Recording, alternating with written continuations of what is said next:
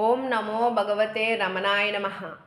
ఏ శక్తి మనల్ని సృష్టించి నడిపిస్తుందో ఆ శక్తి మాత్రమే సమస్యల నుండి బయటపడేయగలదు.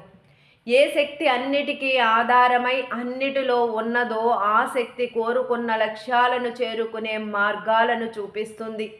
ఎంతో అసాధ్యమైన వాటిని కూడా సులువుగా సాధ్యం చేసే ఆ శక్తికి అన్నిటినీ అప్పగించండి.